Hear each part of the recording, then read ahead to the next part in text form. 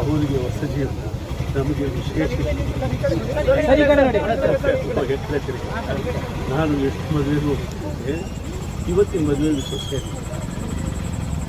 ಮದುವೆ ಮನೆಯಲ್ಲಿ ಯಾರ ಮುಖದಲ್ಲಿ ನೋಡಿದ್ರು ನಾವು ಒಂದೇ ಸಂತೋಷ, ಒಂದೇ ಬಾಡಿ ಆ್ಯಕ್ಟಿವಿಟಿ, ಎಲ್ಲ ಖುಷಿಯಾಗಿ ಓಡಾಡ್ತಾರೆ.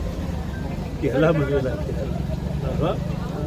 ಈ ಮದುವೆಯಲ್ಲಿ ಯಾಕಾಗಿತ್ತು ಅಂದರೆ that is the reflection of the character.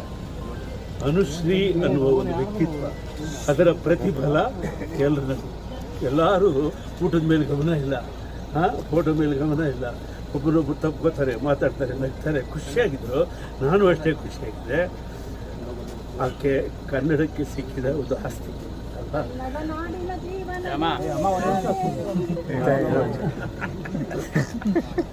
Anushree ಅಂದರೆ ಅವಳು ಸಿಂಗಲ್ ಹೆಣ್ಣಲ್ಲ, ಡಬಲ್ ಹೆಣ್ಣು.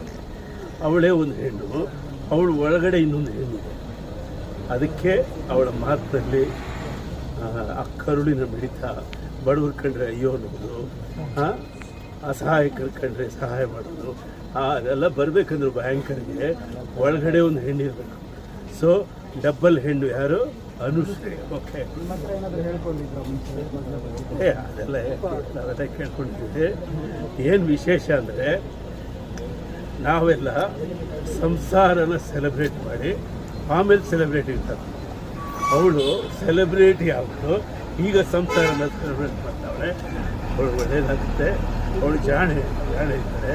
ಅವಳಿದ್ದಷ್ಟು ದಿವಸನು ಎಲ್ಲ ಕಡೆ ಸಂತೋಷ, ಪ್ರೀತಿ, ಸ್ನೇಹ ಇತ್ತು. ಇವತ್ತು ಅದೇ ಇತ್ತು. ನಾನು ಯಾವ ಮದುವೆಗೆ ಹೋದ್ರು ಊಟಕ್ಕೆ ಹೋಗಲ್ಲ, ಮುಹೂರ್ತ ವಿಶ್ ಮಾಡೋದು ನೋಡೋದು.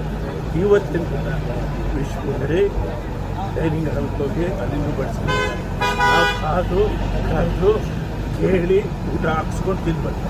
ಯಾಕೆ ಹೇಳಿ, ಇದು ನಮ್ಮ ಮಗು.